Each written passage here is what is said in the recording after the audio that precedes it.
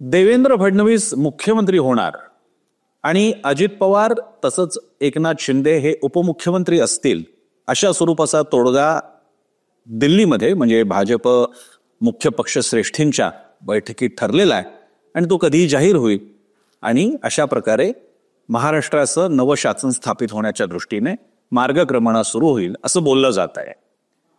आणि हे होणार नाही, एकनाथ शिंदे उपमुख्यमंत्री होणार नाहीत, हा या व्हिडिओचा हेतू आहे, उद्देश आहे, मुख्य विषय आहे. नमस्कार, मी प्रसन्न जोशी, आपण पाहताय बायोस्कोप मराठी. पुढे जाण्यापूर्वी एक नम्र विनंती, आपण भरभरून प्रेम करता, बायोस्कोप मराठीला फॉलो करता, सबस्क्राईब करता, तेच प्रेम कायम ठेवत हा व्हिडिओ पुढे बघण्याच्या आधी थोडासा पॉज करा आणि पहिल्यांदा सबस्क्राईब बटन दाबा, लाईक करा, शेअर करा, नोटिफिकेशनसाठी बेल आयकन दाबा म्हणजे तुम्हाला नोटिफिकेशन येतील आणि मगच हा व्हिडिओ पाहायला सुरुवात केली तर मला बरं वाटेल. आम्ही कोणतंही कोणाकडनं काही मूल्य घेत नाही, आम्ही कमेंट सेक्शन ओपन ठेवतो, तुमच्या सगळ्या प्रतिक्रिया आवर्जून वाचतो, तर आम्ही त्या बदल्यात एवढंच मागतो की तुम्ही आमचा चॅनल सबस्क्राईब करावा. तर आता आपण विषयाकडे बोलूया. विषयाचा मुख्य गाभा आहे एकनाथ शिंदे उपमुख्यमंत्री होणार नाहीत. मला खरं तर असा मोह होतोय की मी असं म्हणावं की स्क्रीनशॉट काढून ठेवा, लिहून ठेवा, उपमुख्यमंत्री पदी एकनाथ शिंदे असणार नाहीत किंवा एकनाथ शिंदे उपमुख्यमंत्री होणार नाहीत. पण मी इतकाही अगदी कडवट दावा नाही करणार, पण मी असं नक्कीच म्हणेन की काही कारणं आहेत की ज्यामुळे ते असं करणार नाहीत, याच्या बाबतीत बोलता येतं. ही 5 कारणं मी तुम्हाला यावेळी सांगणार आहे, मी ती लिहूनच घेतलेली आहेत. एक तर एकनाथ शिंदे आता काय आहेत याचं जरा आपण थोडंसं भान आणणं स्वतःला गरजेचं आहे. काय आहेत एकनाथ शिंदे?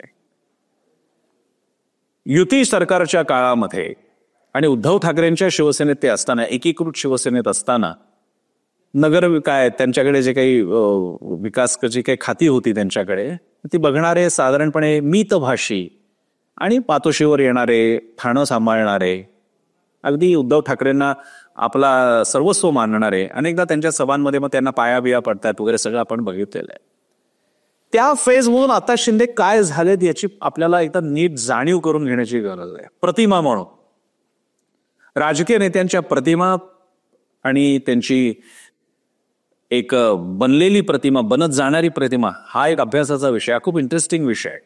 उदाहरणार्थ एक 10-15 वर्षांपूर्वीचे, 10 वर्षापूर्वीचे देवेंद्र फडणवीस, एक आमदार, नागपूरचे अभ्यासू आमदार, बजेट झाल्यानंतर नागपूरमध्ये व्याख्यानं घेणारे आणि बजेट समजावून सांगणारे देवेंद्र फडणवीस, आम्हा चॅनलच्या डिबेट शो मध्ये सहभागी होणारे देवेंद्र फडणवीस, आणि आता 10 वर्षानंतरचे देवेंद्र फडणवीस, भाजप म्हणजे फडणवीस आणि फडणवीस म्हणजे भाजप, महाराष्ट्र भाजप असं समीकरण बनलेले फडणवीस, हा जो सगळा प्रचंड मोठा फरक आहे, त्या स्केलला आपल्याला एकनाथ शिंदेकडे बघावं लागेल. त्यामुळे पहिल्यांदा एकनाथ शिंदे उपमुख्यमंत्री होणार नाही याचं जे माझं पहिलं कारण आहे ते मी तुम्हाला सांगतो की पहिल्यांदा हे समजून घ्या की एकनाथ शिंदे काय झालेले आहेत.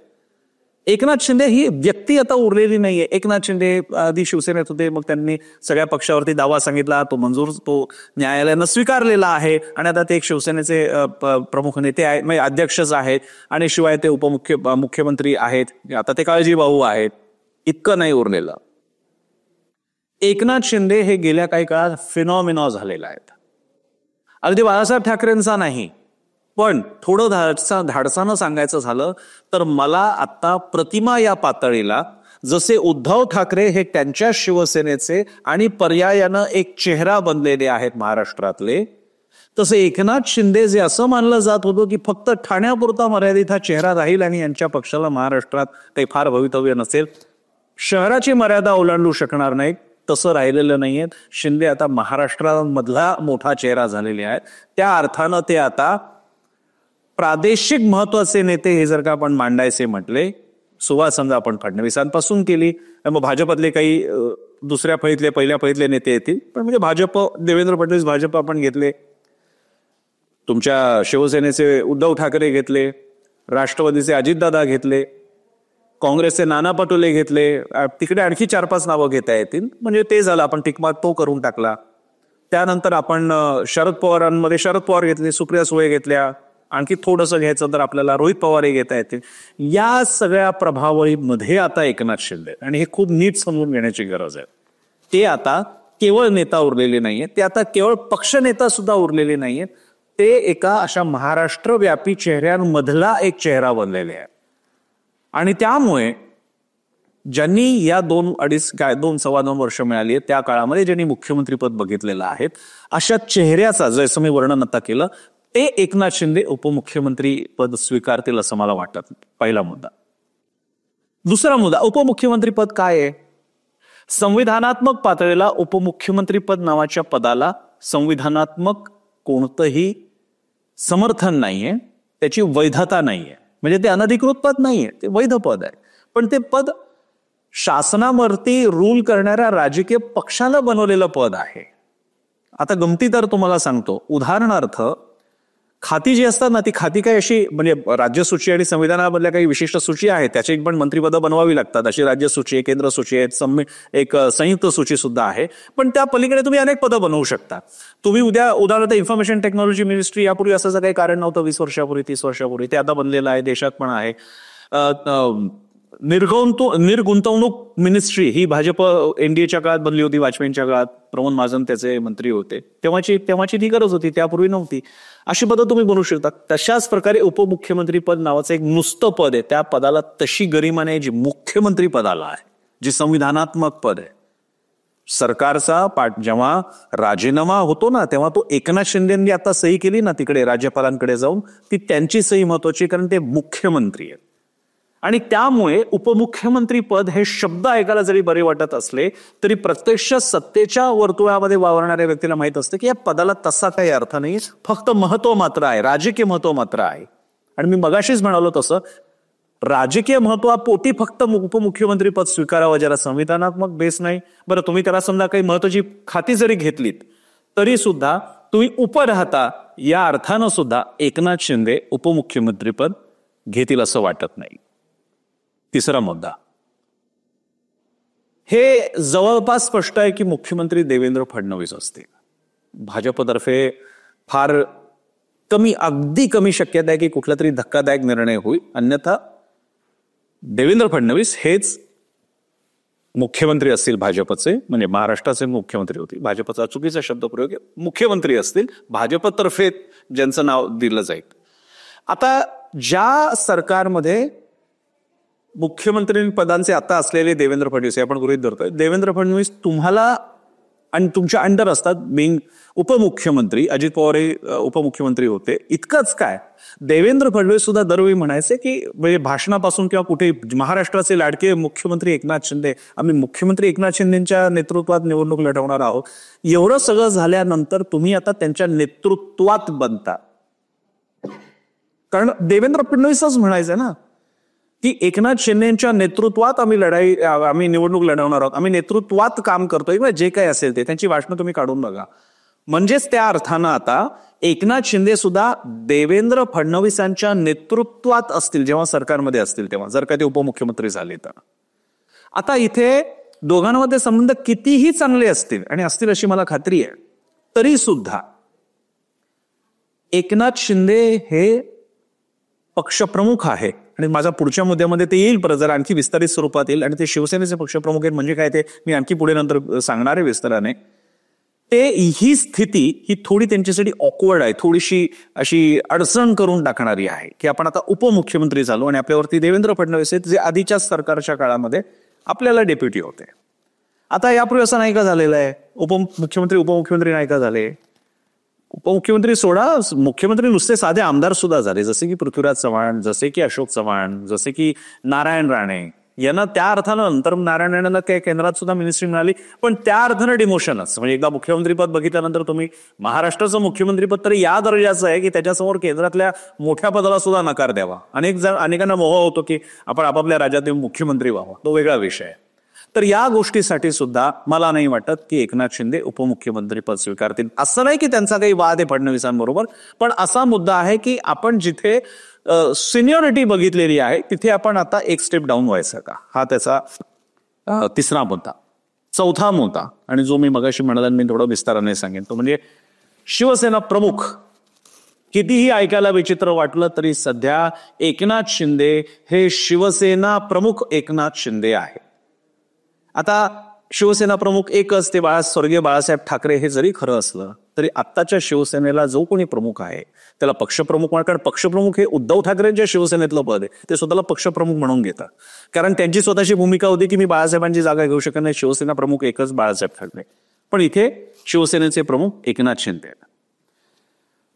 आता हे खूप नाजूक आहे आणि तुम्ही लक्षात घेणं अपेक्षित आहे. अजित पवार सुद्धा पक्षाचे प्रमुख आहेत, रामदास आठवले सुद्धा त्यांच्या पक्षाचे प्रमुख आहेत, आणि आणखी पण अनेक काय सदाभाऊ खोत असतील, बच्चू कडू असतील, आणखी कुठले पक्ष सुद्धा येतील यापुढे त्यांना जॉईन होते भाजपला.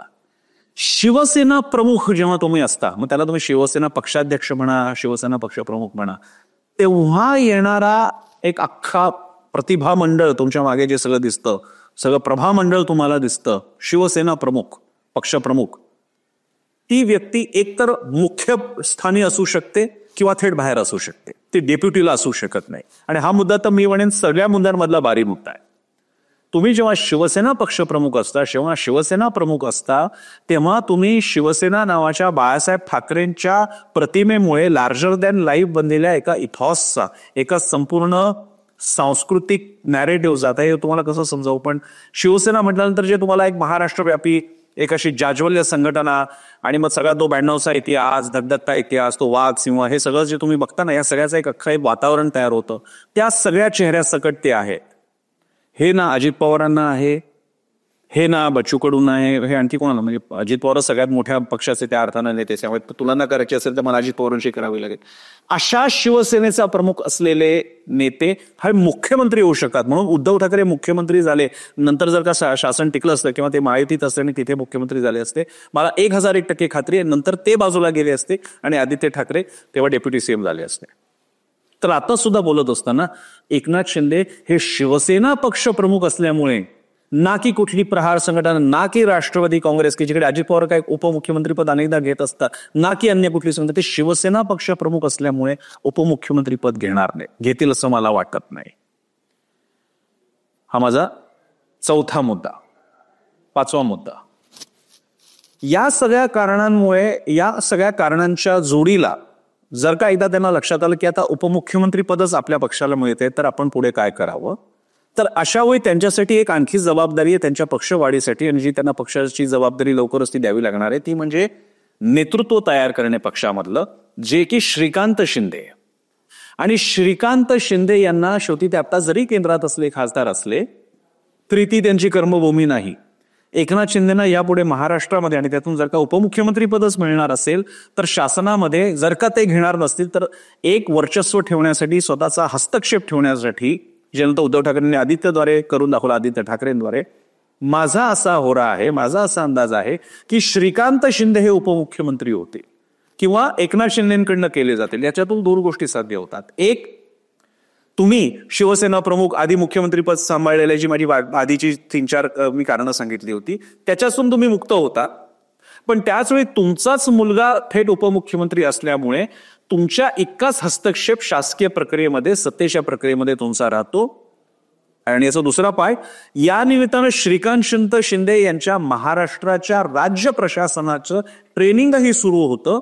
आणखी एक मुद्दा, सिनियरिटीच्या लेवलला सुरू होतं, कारण तुम्ही उपमुख्यमंत्री असता आणि यानंतर पक्षाची दुराजी पुढे आणखी घेऊन जायची आहे. तुमचं नेतृत्व, श्रीकांत शिंदे नेतृत्व जे दादा पाहिजे, जे आदित्य ठाकरेंचं आता महाराष्ट्रात तयार झालेलं आहे, त्यासाठी सुद्धा ही एक संधी आहे की एकनाथ शिंदे स्वतः उपमुख्यमंत्रीपद घेणार नाही आणि श्रीकांत शिंदे यांना उपमुख्यमंत्रीपद देतील.